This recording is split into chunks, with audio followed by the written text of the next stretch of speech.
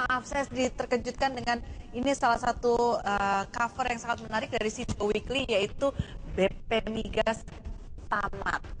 Nah, untuk itu kita sudah menghadirkan 3 orang narasumber yang akan membahas lebih lanjut mengenai bagaimana nih nasib BP Migas dan bagaimana nasib kerjasamanya lebih tepatnya antara kontrak-kontrak yang sudah dilakukan dan dibuat oleh BP Migas. Sudah ada Pak Kurtubi di sini selaku pengamat migas, lalu juga sudah ada Pak Budi Indianto. Oh, mohon maaf, mantan Deputi Pengelolaan Operasi DPP Migas. Oke. Dan juga ada Bapak Heri Wibiksana. Ya, Pak Heri Wibiksana ini adalah Presiden juga GM ya Pak ya, dari Indonesia Oil Limited, gitu ya. Tapi kalau saya baca nih di Sindo Weekly mungkin judulnya agak-agak sedikit panas juga gitu ya. Selamat jalan BP Migas katanya. Nah ini kalau kita melihat yang kemarin hasil keputusan dari MK bahwa memang diputuskan untuk dibubarkannya BP Migas gitu kan. Kalau dari pandangan bapak-bapak sendiri melihatnya bagaimana? Apakah memang ini sudah sesuai dengan tracknya Pak Kurtubi? Anda melihatnya, Anda setuju? Iya. Selamat jalan BP Migas.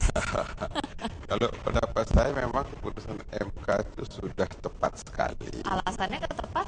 Apa memang itu mengacu kepada melanggar undang-undang dasar itu tadi? Ya, karena keberadaan BP Migas ini telah menyebabkan terjadinya pelanggaran terhadap konstitusi. Ya, konkretnya pertama terdapat kerugian negara secara finansial karena keberadaan BP Migas ini, yang berarti pengelolaan ini tidak bisa memberikan kesejahteraan kemanfaatan yang sebesar-besarnya bagi kemakmuran rakyat. Pasal 33. Kalau kita berbicara mengenai angka, karena kan mungkin penjelasannya sudah banyak yang mengetahui. Tapi kalau bicara berapa besar sih kerugian yang disebabkannya? Bagus. Satu segi aja. Penjualan LNG tangguh ke Cina. 1 tahun kita rugi sekitar 30 triliun karena dijual murah. 30 triliun. Iya. Terus karena PLN kekurangan gas, hanya PLN saja kekurangan gas, dia pindah ke BBM. 2 tahun kerugian menurut BPK 37 triliun. 37 triliun. 2 tahun, karena gasnya nggak ada. Gas yang ada dijual murah. Ya? Jadi itu baru dari 2 sisi. Iya. Belum lagi yang lain-lain. Lain-lain seperti blok produksi migas yang selesai kontrak. Ya, menurut kontrak dan menurut konstitusi mestinya kembali ke negara 100%. Tidak ada hukum yang dilanggar, nggak ada apapun yang kita langgar. Tetapi blok produksi yang selesai kontrak ini tidak bisa dilanjutkan, tidak bisa dikembalikan ke negara. Karena yang akan melanjutkan pengoperasiannya BP Migas. BP Migas mustahil karena dia bukan perusahaan. Mau tidak mau dibikin skenario, dibikin peraturan macam-macam untuk satu bisa diperpanjang atau dioper ke kontraktor lain. Padahal ini 100% sudah milik negara. Baik minyak dan gas yang masih ada di Produmi maupun semua infrastruktur yang ada di situ 100% milik negara. Tetapi gara-gara ada BP Migas ini yang dia tidak bisa mengoperasikan karena dia bukan perusahaan minyak, akhirnya skenario-nya diperpanjang dulu, atau cari kontraktor baru yang untuk operasionalnya itu. Kasus Blok West Madura misalnya tempo hari sudah ada 2 perusahaan PT antah berantah, PT apa namanya, yang rencananya mau dikasih Blok West Madura yang selesai kontrak ini. Tapi untung tidak jadi karena ada anggota masyarakat yang lapor ke KPK masalahnya.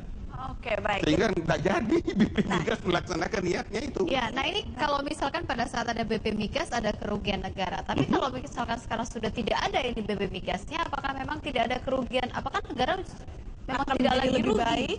Seyogianya akan menjadi lebih baik karena minyak dan gas bagian negara. Tapi tetap rugi kan negara? Dulu, kalau BP Migas sudah tidak ada, misalnya diserahkan kembali ke perusahaan minyak nasional, minyak dan gas bagian negara yang berasal dari kontraktor bisa dijual sendiri, tidak usah menunjuk pihak ketiga. Oke. Ini menguntungkan negara satu. Kedua, blok produksi yang selesai kontrak langsung 100% diambil alih oleh BUMN kita. Ya. Tidak kita berbagi dengan siapapun keuntungannya. Ya. Langsung masuk kepada negara. Langsung, begitu sebab ya? kalau diperpanjang kita tidak memberikan dia, kalau gas sepertiga dari cadangan ini gratis kita berikan ke kontraktor ini kalau kita perpanjang. Oke. Ya. Ya, baik. Nah, saya ke Pak Budi. Kalau Anda melihatnya bagaimana? Apakah memang pada saat BP Migas ini ada memang kerugian negara cukup banyak begitu. Tapi dengan putusan MK kemarin cukup mengejutkan untuk Anda juga dan juga teman-teman di BP Migas. Kalau saya ini dulu pernah bekerja di BP Migas, masyarakat banyak memang terkejut. Tapi sebetulnya bagi kami yang bekerja ini merupakan anugerah, keputusan itu. Karena begini. Lihat aja kemarin dari pidato presiden, Ya. mengeluarkan peraturan presiden perpres itu hitungannya jam, bukan hari. Itu jarang terjadi itu. Di situ letaknya bahwa kita betul-betul respect dengan konstitusi rakyat. Itu artinya Anda Ya. melihat ada respon positif juga begitu. Karena dari kami Presiden. sendiri waktu jadi pelaku bekerja di sana, betul-betul kami ingin ada satu rambu yang sudah lama kami tunggu, ini harus diperbaiki. Rambu apa itu yang Anda Undang-undangnya. Nah sekarang ini undang-undang itu sudah saatnya, pemerintah sudah begitu cepat mengeluarkan perpres.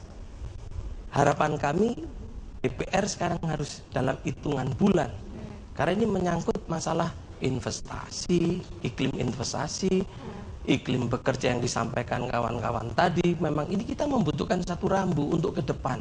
Ini belum bicara ditaruh di mana ini, tapi perlu ada satu rambu yang nanti membuat BP Migas itu lebih enak dia bekerja. Kalau undang-undang itu nanti sudah dibuat di konstruksi pro kepada nasional, kemudian dia mempunyai keterbukaan kepada rakyat, keberpihakan kepada rakyat. Nah ini yang dibutuhkan oleh. Oke. Jadi berarti- BP Migas juga mengakui bahwa selama ini masih ada hambatan dalam menjalankan Iya. tugas-tugasnya. Jadi di luarnya kokoh, sebenarnya tidak begitu di dalamnya gitu ya. Iya, itu yang kita rasakan. Kalau BP Migas sendiri nggak bakalan dipecat orang-orangnya, karena itu ada pekerjaan yang harus diurus. Seperti sekarang kan sudah cepat mengeluarkan perpres, itu artinya tidak ada kekosongan hukum. Ya. Dan nanti biar kawan kami yang dari kontraktor asing ini menjawab, dengan tidak adanya kekosongan hukum ini membuat satu jaminan bahwa kontrak, kemudian investasi, kemudian pendapatan dan lain sebagainya masih ada yang mengontrol. Tapi ini Oke. kan dalam temporary ya, Ya. sampai dengan nanti diletakkan di mana itu. Ya, kita lempar ke Pak Heri. Bagaimana kalau Anda melihat menjawab tadi pertanyaan dari Pak Budi, bagaimana dengan kontrak-kontrak mungkin yang sudah pernah Iya. ada begitu dengan sekarang dihilangkannya BP Migas? Oke, jadi mungkin pertama ketika hari Selasa ya, Iya. 2 hari yang lalu kita mendengar ada pengumuman dari MK, itu kami semua sangat terkejut. Ya, pelaku bisnis di bidang oil and gas ini di hulu. Tentu kekhawatiran daripada pelaku bisnis ini adalah kepastian hukum. Betul. Ya kan? Setelah BP Migas ini ditiadakan, bagaimana ke depannya? Ya kan? Akan tetapi Masihkah kekhawatiran itu sekarang? kekhawatiran itu sekarang sudah tidak ada, karena sudah dengan cepat dijawab oleh Bapak Presiden kemarin sore bahwa semua kontrak-kontrak yang ada tetap berlaku, bisnis berjalan seperti biasa. Jadi dengan Tapi demikian partnerannya dengan ESDM sekarang dari kementerian sana, bukan dengan BP Migas lagi nih? Tidak masalah. Tidak masalah? Jadi begini, untuk pelaku bisnis di bidang hulu ini, kita tidak melihat siapa di pemerintah, dari pihak pemerintah ini, apakah dari pihak Kementerian ESDM ataupun BP Migas yang dulu, ataupun nanti ada bentuk BP Migas yang lain. Yang penting, pertama kepastian hukum supaya kita bisa bekerja. Kedua, adanya jaminan security, keamanan dari negara ini.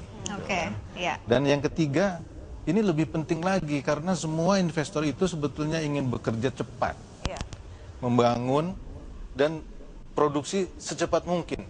Jadi perlu diperhatikan birokrasi. Nah, jadi kalau birokrasi ini harus di-streamline. Secara kontrak kerjasama memang tidak ada masalah, semua berjalan seperti biasa. Tapi tetap harus ada kepastian hukum mungkin ya, itu yang paling ditunggu begitu. Kita akan bahas lebih lanjut lagi pemirsa di hadapan Anda di Indonesia Bicara sesaat lagi. Jangan kemana-mana.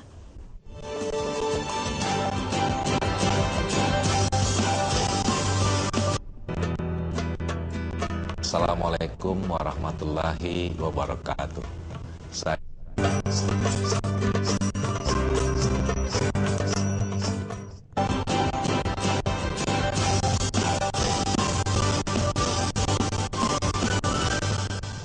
Ya, berbicara mengenai kelanjutan dari kontrak kerjasama BP Migas dengan beberapa kontraktor asing ini, bagaimana kelanjutannya setelah BP Migas ditamatkan atau ditiadakan saat ini? Ya, kita kembali lagi berbicara mengenai ini. Pak Kurtubi, kalau kita lihat dengan berhentinya atau ditiadakannya BP Migas, lalu bagaimana nih nasib para kontraktor asing ini? Apakah mereka tetap bisa aman? Karena kan ada kepastian hukum yang masih menjadi celah nih. Bagus pertanyaan. Sesuai keputusan MK, pemerintah Republik Indonesia tetap mentaati kontrak-kontrak yang dibikin oleh BP Migas. Cuma sekarang peran BP Migas itu untuk sementara ditangani oleh Perpres itu unit kerja di bawah Departemen ESDM. Clear itu. Jadi kontraktor harus khawatir, bekerja seperti biasa. Yakin tidak akan berbelit-belit begitu? Nanti dulu, ini sama persis waktu pindah dulu dari Pertamina ke BP Migas.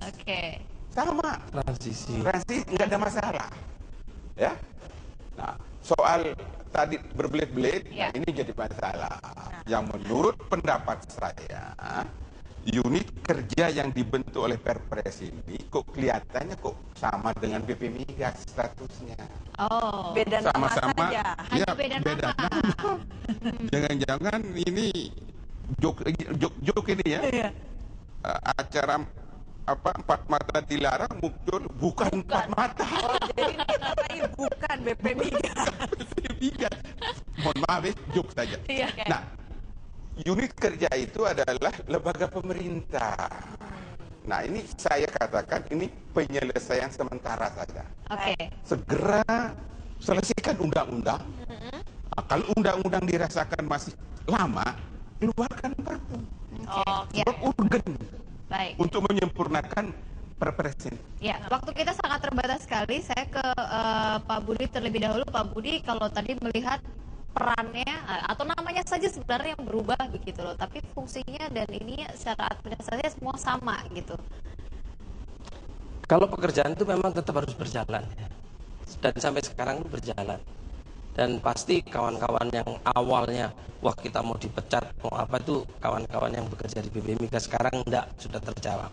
Nah, yang paling penting sekarang saya setuju dengan Pak Kurtubi dan juga dengan kawan kami Pak Heri. Segera undang-undang itu ditetapkan, diperbaiki, apakah itu nanti harus melalui Perpu dulu dan lain sebagainya. Hitungannya harus bulan, karena ini tidak bisa, karena itu ada rambu, rambu yang dipakai untuk dasar bekerja. Dan juga begini, BP Migas itu bekerjanya itu pada daerah grey area. Selalu itu ada perundangan kehutanan, kemudian KLH, kemudian pertanahan, otonomi daerah dan lain sebagainya. Itu membutuhkan menempatkannya ini pada satu tempat yang nantinya bisa dipakai untuk koordinasi. Nah, yang kemarin sudah dilakukan. Jadi kami itu ada sesuatu pekerjaan yang akhirnya tidak terselesaikan sampai Kemenko pun sulit untuk menyelesaikan, akhirnya diambil koordinatif di bawah lembaga kepresidenan. Waktu itu dipimpin oleh wakil presiden. Jadi mudah-mudahan nanti ini menjadi pertimbangan. Mudah-mudahan juga tidak terlalu Kira-kira ke sulit, ya. depan ini ditempatkan harus melapor kepada siapa nanti badan baru ini supaya mereka bisa lebih mudah Ya, melakukan. Pak Heri sudah Harapannya. siap? Sudah Harapannya siap dari nanti Pak dengan Heri sebuah lembaga baru begitu ya, atau mungkin nanti dibawa langsung oleh pemerintah gitu. Kalau tadi saya membahasakan berbelit-belit gitu. Kalau saya membahasakan ke Pak Heri, pintunya banyak loh Pak. Sudah siap dengan konsekuensi seperti itu. Birokratik ya. Jadi begini, apapun yang diputuskan oleh pemerintah, saya yakin ini adalah keputusan anak bangsa dan ini keputusan yang terbaik untuk bangsa dan negara. Ya. Ya kan? Saya walaupun bekerja di perusahaan asing, saya tetap bangsa Indonesia, bekerja untuk bangsa dan negara. Ya kan? Karena semua cost recovery. Jadi walaupun bekerja di perusahaan asing, tapi cost-nya kan cost recovery. Ini uang rakyat. Jadi saya sama bekerja untuk bangsa dan negara juga, gitu kan. Nah, sekali lagi ke depannya yang sudah-sudah. Tapi saya melihat ke depan, kita selalu positif, ya kan. Saya yakin semua perusahaan asing yang lain pun merasa positif dengan keputusan Bapak Presiden seperti kemarin sore itu. Ya. Menyangkut tadi yang disampaikan oleh Pak Budi, saya kira ini gagasan yang baik ya. Karena walaupun ini bidang oil and gas, perminyakan, ya kan, tapi ini tidak khusus bekerja di perminyakan. Ini terkait beberapa departemen di negara ini. Baik. Jadi tetap koordinasi perlu badan sangat koordinator, penting. ya. Ya, dengan ini perlu difikirkan nanti dalam undang-undang ataupun bentuk BP Migas yang lain ini streamline Jadi langkah birokrasi. segera adalah ciptakanlah undang-undang yang bisa menarik benang merah antara koordinasi di gray area ini.